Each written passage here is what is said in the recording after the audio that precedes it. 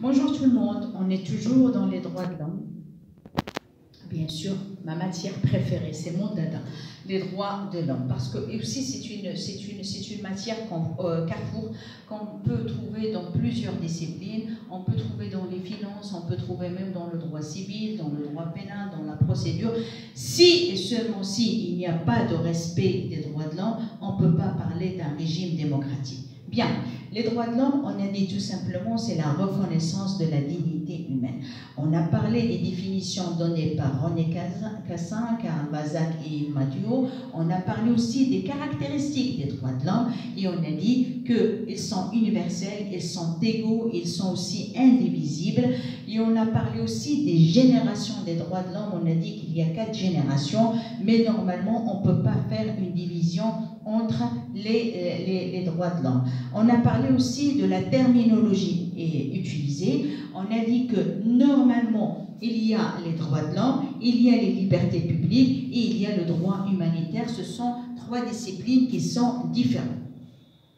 Aujourd'hui, on va se poser la question, est-ce que le droit de l'homme est une notion nouvelle? Ça veut dire qu'il a vu le jour avec la déclaration de 1948, la Déclaration universelle des droits de l'homme, ou c'est une notion qui a existé depuis l'Antiquité.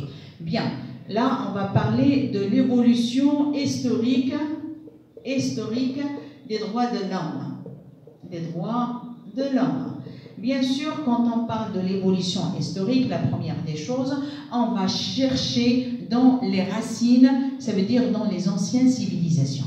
Quand on parle des anciennes civilisations, bien sûr, il y a la civilisation grecque, la civilisation romaine, la civilisation égyptienne, la civilisation indienne, il y a aussi le code de Hammurabi, etc. On va se poser la question, est-ce que les anciennes civilisations ont connu les droits de l'homme ou la conception des droits de l'homme ou le phénomène des droits de l'homme ou est-ce qu'elles ont respecté les droits de l'homme? Bien, c'est une question épineuse, bien sûr, on va chercher dans les racines les plus anciennes.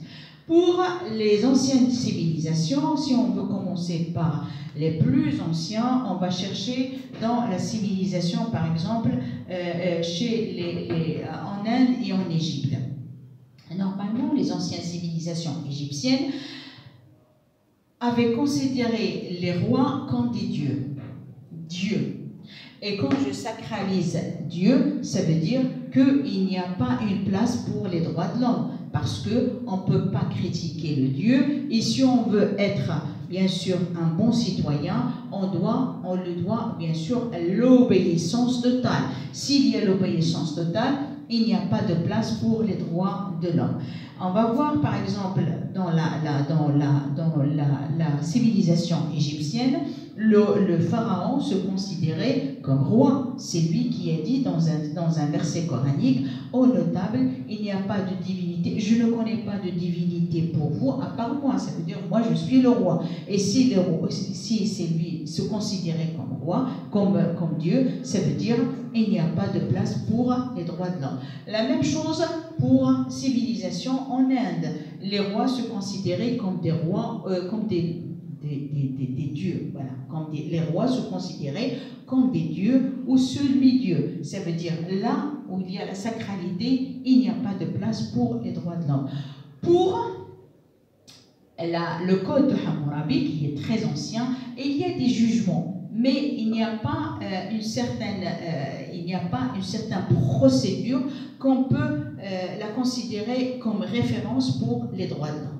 Voilà, ça c'est pour les anciennes civilisations et on va parler maintenant de la civilisation grecque.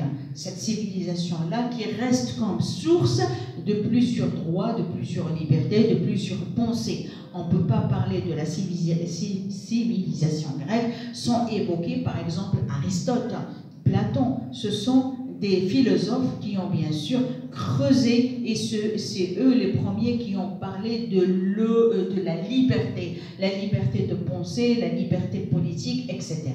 Mais si on prend la première civilisation, c'est la civilisation grecque, qui reste, comme je vous ai dit, toujours référence pour la médecine, pour plusieurs choses, l'histoire, pour la philosophie, etc.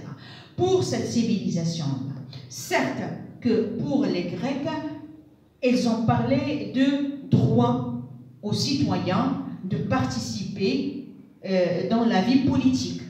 Voyez, quand je lis cette phrase-là, dans la civilisation grecque, il y a ce qu'on appelle clause qui incite sur ce qu'on appelle la participation des citoyens dans la vie politique.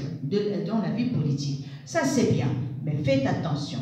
C'est une belle phrase, c'est une phrase qui nous laisse rêver que les Grecs ont connu ce qu'on appelle les droits de l'homme, au moins un droit politique.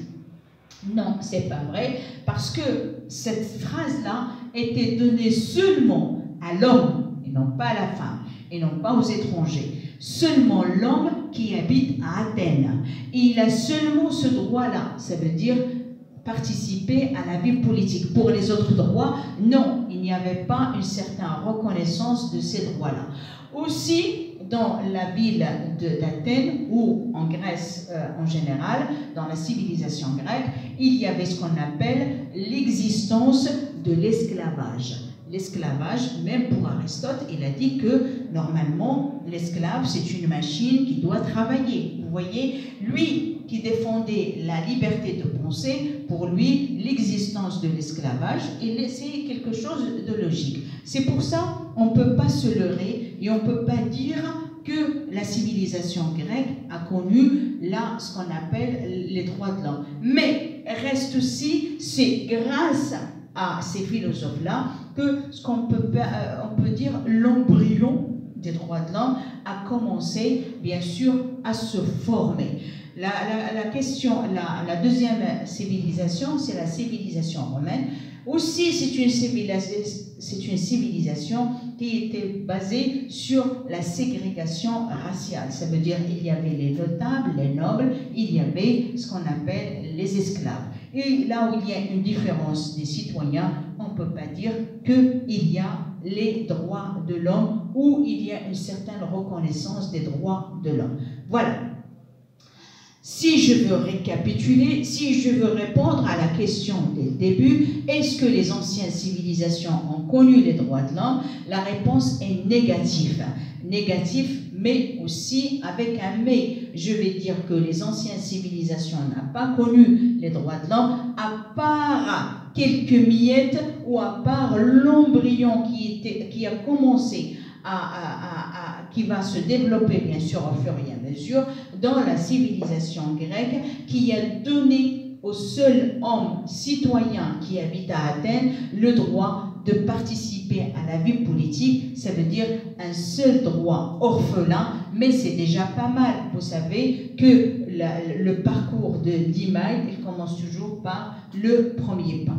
Voilà sur les anciennes civilisations. La question qui se pose, vous voyez qu'après les anciennes civilisations, là c'est ancienne civilisation, il y a ce qu'on appelle les religions. Quand on parle des religions, ce qui nous intéresse nous, c'est les religions monothéistes. Ça veut dire les religions qui croient à un seul Dieu, unique, éternel. Et non pas d'autres religions, comme le bouddhisme par exemple. Les religions monothéistes, c'est la religion, bien sûr, si je veux le faire par classement chronologique, il y a la religion juive, la religion chrétienne et la religion, bien sûr, musulmane. Pour la religion juive, est-ce qu'il y a une définition? Est-ce que cette religion monothéiste-là a évoqué les droits de l'homme? Quand on revient à la religion juive, c'est la religion qui a été menée par le prophète Moïse. C'est lui qui a, bien sûr, qui a essayé de protéger les Israéliens contre l'abus du pouvoir, contre la maltraitance, si j'ose dire, qui était menée par le pharaon contre les Israéliens. C'est pour ça qu'il a pris son peuple, les Israéliens, et il a fait sa traversée vers l'Égypte en traversant bien sûr le Sinaï. Une fois il était là-bas, vous connaissez l'histoire qui a été dite à plusieurs reprises dans le Coran, c'est qu'il est parti pour chercher la vérité. La vérité quand le bon Dieu lui a parlé, et les paroles de Dieu étaient écrites par Moïse dans ce qu'on appelle les 10 commandements. Les 10 commandements, ce sont 2 tables de pierre où les paroles de Dieu étaient écrites. 5 commandements étaient organisés la vie des Israéliens entre eux, et l'autre 5 commandements, c'est concernant la relation entre Dieu et les Israéliens. Ça, c'est bien. Qu'est-ce qu'on trouve dans ces 10 commandements, dans la version originale? C'est qu'il y a bien sûr quelques idées prémices sur les droits de l'homme. Par exemple, qu'il ne faut pas voler, qu'il faut respecter l'autre, que nous sommes une création de Dieu. C'est que tout ça, c'est bien. Ça veut dire que là, on va commencer à parler des droits de l'homme. Bien sûr, avec la première religion, c'est la religion juive. Mais il s'est avéré que cette religion a connu quelques falsifications et qu'il y avait une certaine modification, aussi une mauvaise interprétation. D'ailleurs, ce n'est pas seulement la religion juive, mais on va voir, même avec la religion chrétienne aussi, qui était un peu falsifiée, pour la religion musulmane, là on tombe sur un autre problème, c'est la mauvaise interprétation, ou ce que j'appelle la politisation de la religion. Ça veut dire on va utiliser la religion pour, bien sûr, l'intérêt de la politique. Et ça aussi, c'est mauvais. Bien, et c'est ça ce qui mène aussi à la crise actuelle de la plupart, qu'on trouve maintenant dans la plupart des pays musulmans.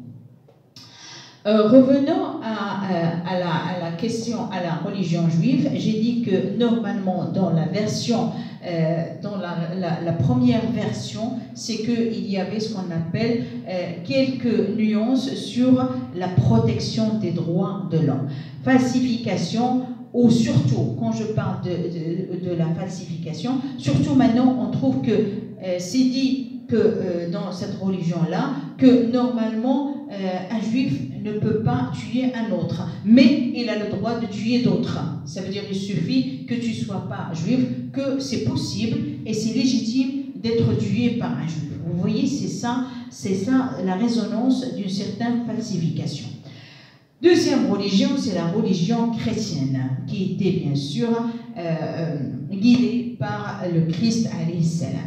Christ a dit que normalement l'être humain est créé à l'image de Dieu. Et s'il est créé à l'image de Dieu, ça veut dire qu'il a une dignité extraordinaire. C'est le premier Christ qui a parlé de la dignité humaine. C'est parce que cette créature-là, qui a été créée par Dieu à l'image de Dieu, qu'on doit respecter. Vous voyez, et quand il parle de la dignité, il englobe les droits de l'homme dans tous les sens. La protection et aussi la promotion des droits de l'homme. Christ aussi, c'est le premier qui a séparé entre les deux, ce qu'on appelle les deux univers. C'est lui qui a dit que rendez à César ce qui est à César et à Dieu ce qui est à Dieu. Ça veut dire qu'il y a deux mondes et il faut bien sûr ne pas croire que les rois sont des dieux ou des semi-dieux. Ça veut dire on ne doit pas les obéir d'une façon aveugle. Bien, pour la troisième religion, cette troisième religion, on va la laisser à la fin pour parler bien sûr avec d'autres critères sur les droits de l'homme. Voilà ce qu'on peut dire sur le rôle des anciennes civilisations et sur les religions monothéistes. Bien.